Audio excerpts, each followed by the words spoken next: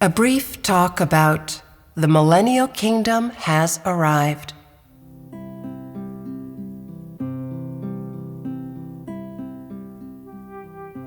How do you see the vision of the millennial kingdom? Some people think about it a lot and say that the millennial kingdom will last for 1,000 years on earth. So if the older members of the church are unmarried, do they have to get married? My family has no money.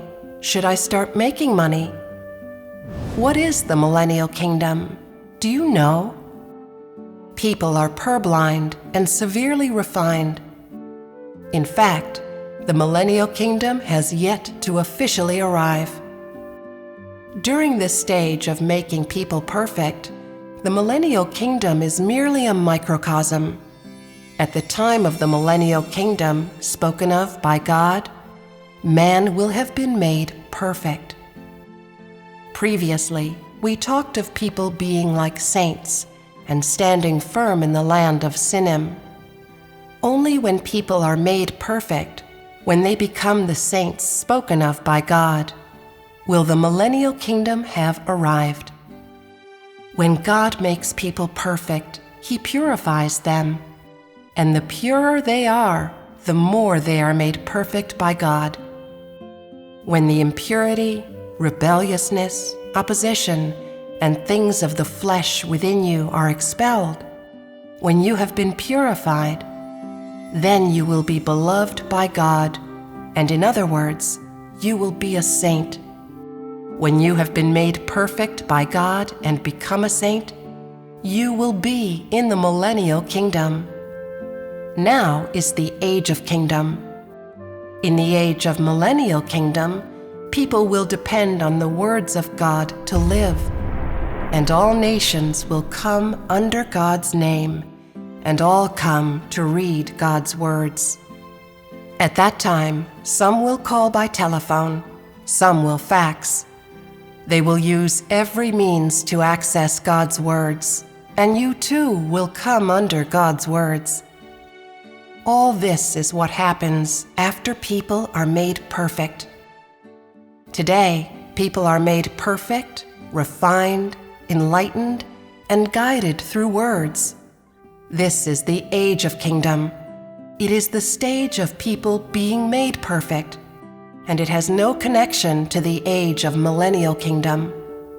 During the age of millennial kingdom, people will have already been made perfect, and the corrupt disposition within them will have been made pure. At that time, the words spoken by God will guide people step by step and reveal all of the mysteries of God's work from the time of creation until today.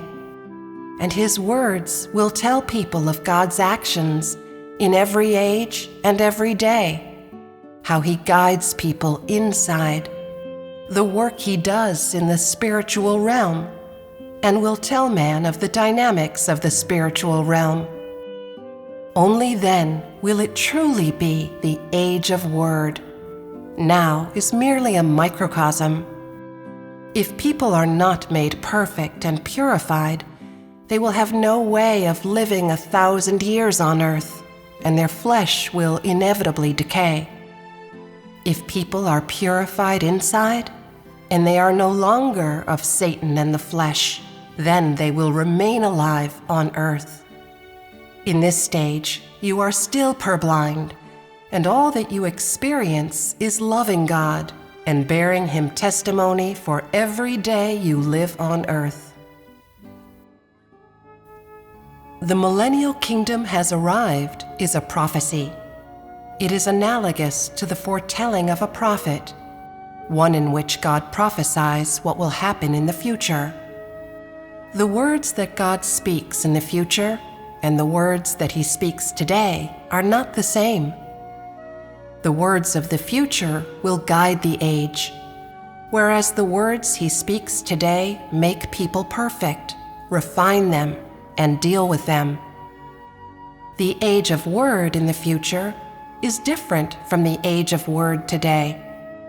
Today, all words spoken by God, regardless of the means by which he does so, are in sum in order to make people perfect, to purify that which is dirty within them, and to make them holy and righteous before God. The words spoken today and the words spoken in the future are two separate things. The words spoken in the age of kingdom are to make people enter into all training, to bring people onto the correct track in everything, to expel all that is impure in them. Such is what God does in this age. He creates a foundation of His words in every person. He makes His words the life of every person. And He uses His words to enlighten and guide them inside at every moment. And when they are not mindful of God's will, God's words will be inside them to reproach and discipline them. The words of today are to be the life of man. They directly provide all that man needs.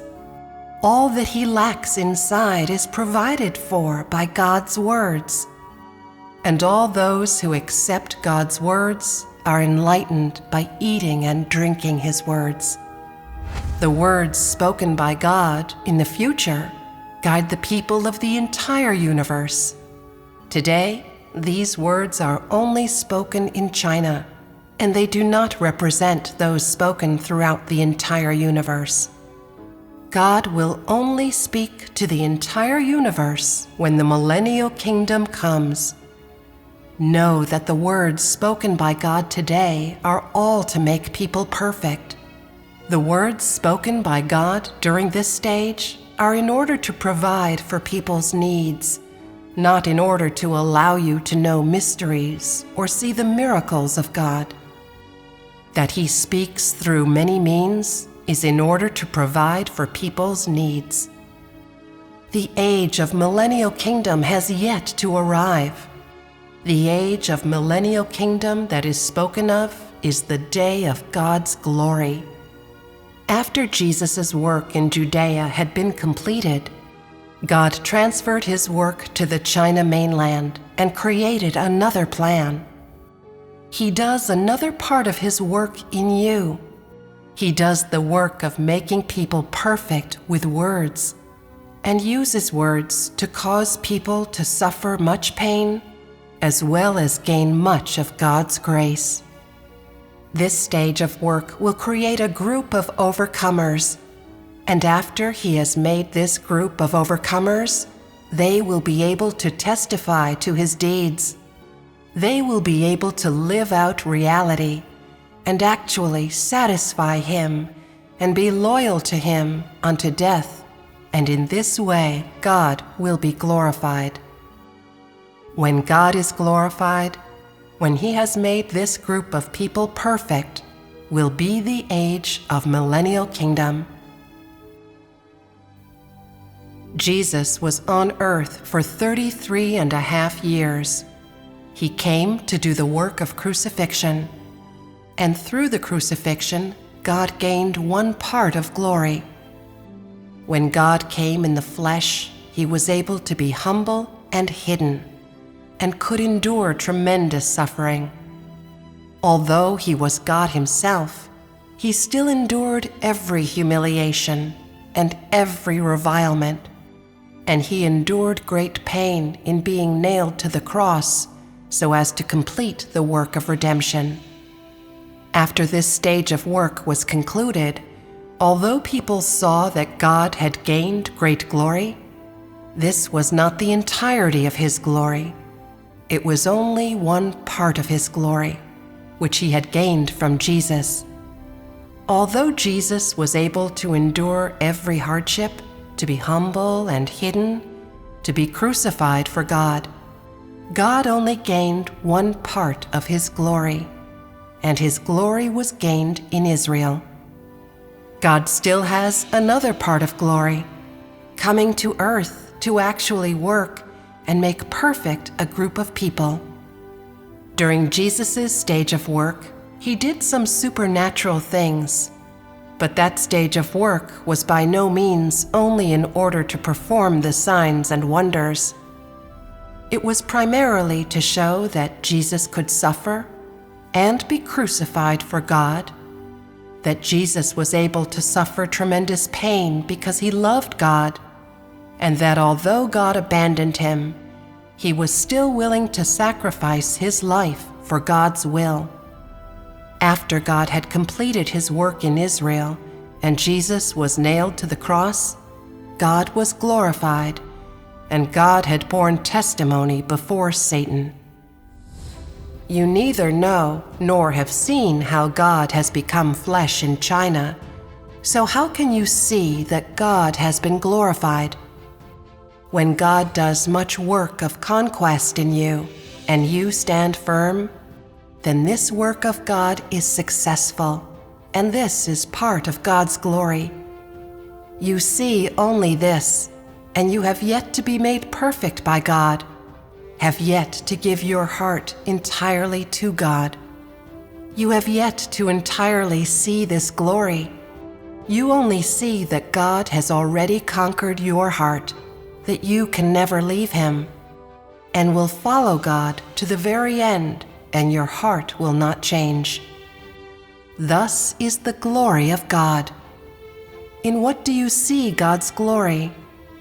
In the effects of his work in people.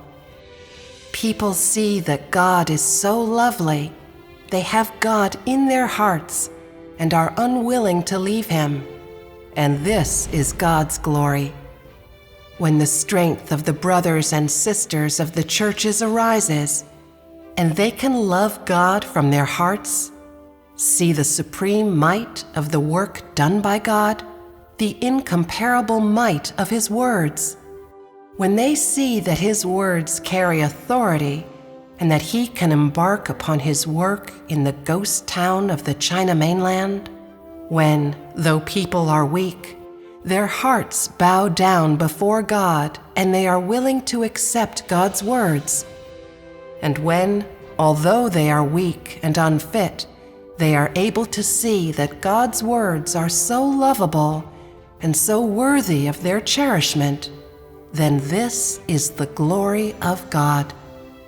When the day comes on which people are made perfect by God and are able to surrender before him and can completely obey God and leave their prospects and fate in the hands of God, then the second part of God's glory will have been entirely gained. Which is to say, when the work of the practical God has been entirely completed, his work on the China mainland will come to an end. In other words, when those who were predestined and chosen by God have been made perfect, God will be glorified. God said that he has brought the second part of his glory to the east, yet this is invisible to the naked eye. God has brought his work to the east. He has already come to the east, and this is God's glory. Today, although his work has yet to be completed, because God has decided to work, it shall surely be accomplished. God has decided he shall complete this work in China, and he has resolved to make you perfect. Thus he gives you no way out. He has already conquered your hearts, and you have to go on whether you want to or not. And when you are gained by God, God is glorified. Today, God has yet to be completely glorified, because you have yet to be made perfect. And although your hearts have returned to God, there are still many weaknesses in your flesh. You are incapable of satisfying God. You are unable to be mindful of God's will, and there are many negative things that must be rid from you.